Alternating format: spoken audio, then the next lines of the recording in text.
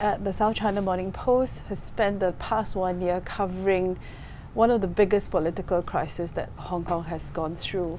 We spent countless hours out on the streets, reporting on the clashes between protesters and police. We have reporters on the ground, we have videographers, photographers, and we were producing reams and reams of copy. We ran live blogs that often extended to 12, 16 hours even.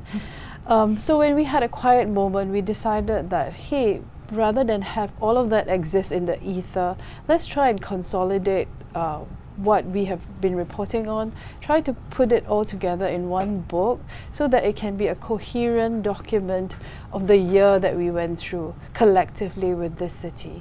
It's a comprehensive book. It's not a yellow or a blue book. Like, we try to revisit newsmakers from all sides for their reflections or to tell the untold stories to us. Like, that include the pan-democratic lawmakers, pro-establishment lawmakers, officials, but also frontline protesters and also policemen. Now, these protests in Hong Kong really affected everyone's lives in the city.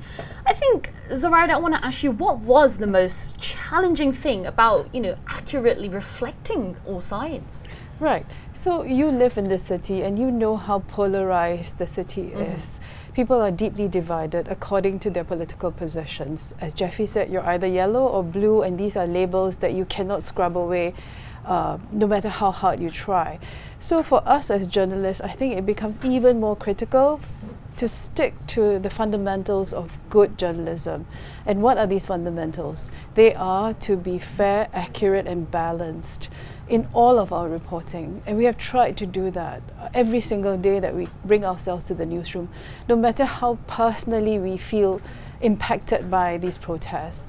Because this is our home, this is our city. Many of my colleagues grew up here, found their first love here, found their first love at the very venues that they had to go and cover, the universities that were attacked, petrol bombed, and yet they had to be very detached and clinical about it, to be true to our journalistic ethics. And I think on balance, overall, we succeeded in doing that, even if I say so myself. And I think the book is a reflection of that. Well, let's turn to the Hong Konger on the panel. Jeffie, you were out there on the field covering these stories for us, getting these images for us. What was that unforgettable moment? So I would say it would be the Yuen Long attack on July 21st. There was, on that day, it was a Sunday, and there was a massive march on Hong Kong Island, and at night, thousands of protesters were besieging Beijing's liaison office in Shangwan, and they vandalized the national emblem, vandalized the walls, and it was a big day, a big night. And then every journalist, every reporters were on Hong Kong Island. But at the same time, news started to emerge online suggesting there's actually a group of white-clad men gathering in Yuen Long, trying to attack passengers. That's where you live. Yeah, passengers and also protesters who apparently returned from the earlier march. So it was a Sunday and I was on my day off. And after I put my baby to bed, I texted Zuraidah because I know all of my colleagues were in Hong Kong Island, right? And I was like, do you need anybody to go there? Because it's just 5 minutes. Okay. She's like, why not if you got the gear? And so I just grabbed my gear and just rushed to the scene. And it's the very first time for me to see someone holding sticks to attack people. I saw blood stains on the floor, broken sticks, broken glasses. It was a place that I walked past. I took my baby to every day, every week, and it's hard to believe my neighborhood has been turned into a battlefield. Now these were key moments that reached out across the global news cycle. So the extradition bill that happened last summer, initially it's what triggered these protests. Now with the looming national security law, will this brew another round of protests? The short answer is we'll have to wait and see. But I think there are initial signs that people are regrouping. But right now we are in the middle of trying to battle COVID-19. So there are social distancing rules in place. I think you have to look out for the key anniversary dates. June 9th, today, is one key date. We'll have to wait and see. And June 12th, which was a year ago, which was when the protesters besieged Lechko in an attempt to disrupt proceedings to debate the extradition bill. They succeeded, but it also marked the first time throughout the entire months of protest that police fired tear gas.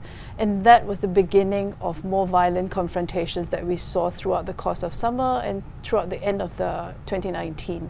So I think we'll have to look at the key dates, and you have to see whether the protests can regain the lost momentum, whether they can exist with the same scale and intensity as before. I think these are questions we have to wait. But the convener of the last two mass marches in June last year, on June 9th and June 16th, Jimmy Sham, he has vowed to hold a large-scale mass protest on July 1, which is the date of the anniversary of the handover. It's the social distancing measures which Zuraidah just mentioned, and like police also change, like with the new commissioner, they also changed their strategy to adopt a more preemptive like strategy. Like that means like they try to disperse or even arrest people before they try to group together. So it posed a very severe challenge to them on how to make things work. And then like the third and most important factors would be the very nature of the national security bill. Like it was imposed by Beijing. So unlike the previous political controversies in Hong Kong, where like the Hong Kong government still has a significant role to play, right now it seems that like protesters were wondering, like they were not optimistic that even though 1 million people returned to the streets, they would be able to change Beijing's mind. And I think we should add also that nearly 9,000 people, or more accurately 8,891 people have been arrested. So that has had a dampening effect on the frontline protesters. Well, Zuraidah and Jeffie, I mean, despite covering one of the biggest news stories, a book as well written in the meantime. Thank you both so much, and keep a close eye on this story for us in the days to come. Thank you. Thanks.